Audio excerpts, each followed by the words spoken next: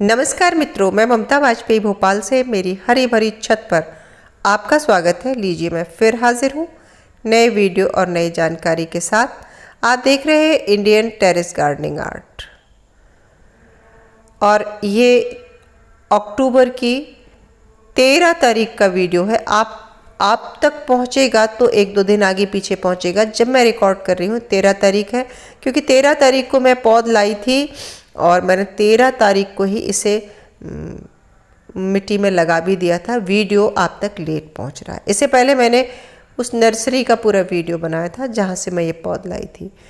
तो पौध लगाते समय क्या क्या सावधानियां रखें ये मैं आपको बताऊंगी।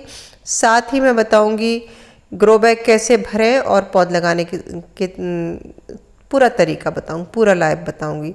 ये हमने इस ड्रम में देखिए, जिस जगह पौध लगाना है वहाँ गड्ढा करके एक एक मुट्ठी वर्मी कंपोस्ट डालिए जब भी कोई पौध लगाएं। हालांकि मिट्टी में खाद और नीम की खली, चूना, राख सब मिला है, लेकिन प्लांटेशन करते समय उस गड्ढे में जहाँ की पौधा बैठाया जा रहा है वहाँ उसमें एक एक मुट्ठी वर्मी कंपोस्ट डाल दें। पौध हमेशा शाम के समय लगाएं, 5 बजे के बाद। हमें पौध लाते हुए बहुत देर हो गई थी, रात हो गई थी, तब भी हमने रिस्क नहीं ली। हमने लाइट जला के, ये रिकॉर्डिंग आप रात की देख रहे हैं, मैं सुबह की रिकॉर्डिंग भी ये पौध दिखाऊंगी। तो नंबर 1 गड्ढा कर रहे हैं, वहाँ आप खाद डालें। पौध शाम के समय लगाएं।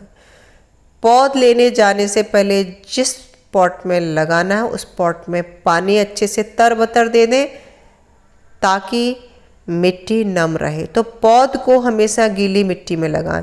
यदि सूखी मिट्टी में लगा देंगे तो जो पौध की जड़ें डायरेक्ट सूखी मिट्टी के संपर्क में आएगी और वो सूखी मिट्टी जड़ का मॉइस्चर सोख लेगी और बजाय जड़ सेटल होने के और डिहाइड्रेटेड हो जाएगी। तो नंबर 1 मैं आपको बता रही हूँ कि आप शाम के समय लगाएं, गीली मिट्टी में लगाएं, और गड्ढा करके जिस जगह आप लगा रहे हैं वहाँ अगर एक मुट्ठी, ये ऑप्शनल है, खाद डालेंगे तो बेहतर है, नहीं भी डालेंगे तो लग जाएगी। खाद डालने से ग्रोथ अच्छी होती है। ध्यान रखें खाद पूरी तरह सड़ी हो। पौध लगाने के बाद पौधे को अच्छे से नहला दें ऊपर से। अपनी जगह से उखड़ने पर पौधा स्ट्रेस में आता है, उसका घर चेंज होता है, वातावरण चेंज होता है। जिस नर्सरी का वीडियो मैंने दिखाया था वहाँ पॉली हाउस में फिक्स तापमान के अंदर थे, ह्यूमिड वातावरण था। मेरे यहाँ ये 3 मंजिल ऊपर खुली छत पर खुली धूप में आए हैं। कुछ पौधे मैंने ग्रीन नेट के शेड में लगाए हैं, कुछ ओपन में भी लगाए हैं। इससे मेरा दोनों का अनुभव होगा और मेरा जो भी अनुभव होगा वो मैं आपसे साझा करती ही हूँ। पौधे से पौधे की दूरी की बात है तो 1 फीट कम से कम हो।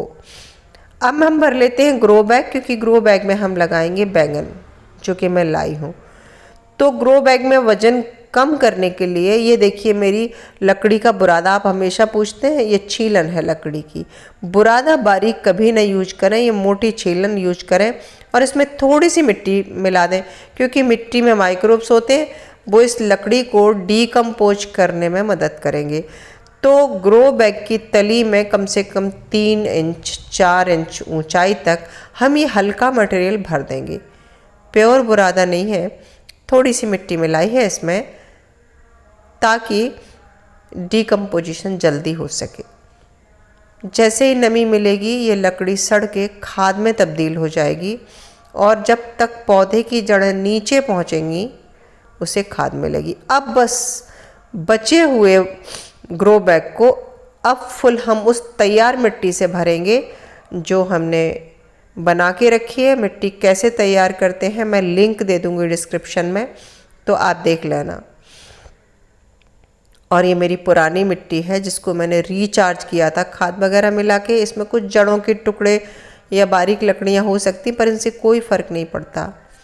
बहुत ज़्यादा साफ़ सफाई करने की ज़रूरत नहीं, सब गड़ के तैयार हो जाएंगे। पौधा मैंने वैसे ही लगाया जैसे गोभी के पौधे थे, ये लग गए। और ये मैं आपको मॉर्निंग की रिकॉर्डिंग दिखा रही हूँ। देर रात बहुत हो गई थी तो मैंने लगाते हुए सबको रिकॉर्ड नहीं किया, आपको दिखाने के लिए कुछ रिकॉर्डिंग आपको दिखा दी थी। बाकी ये गोभी लग गए हैं और ये देखिए नीले टब में भी 4-4 पौधे लगाए। हाँ, दूरी की बात है, 1 फुट तो कम से कम दूरी हो। मैंने कहीं कहीं थोड़ी सी घनी कर दी है क्योंकि लालच है थोड़ा, पौध ज़्यादा थी और जगह कम थी।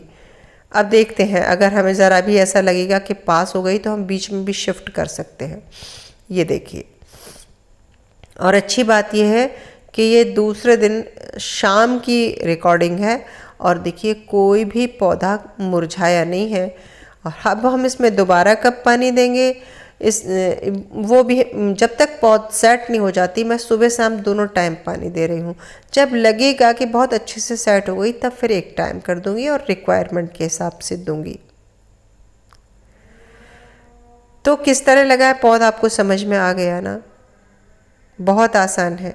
और सावधानियां मैंने बताई कि आप गीली मिट्टी में लगाएं, आप शाम के समय लगाएं, और आप मिट्टी जहां लगा रहे हैं उस गड्ढे में आप थोड़ी सी खाद डालें और निश्चित दूरी पर लगाएं। इस लगाने के बाद भी पौध की कुछ केयर होती है।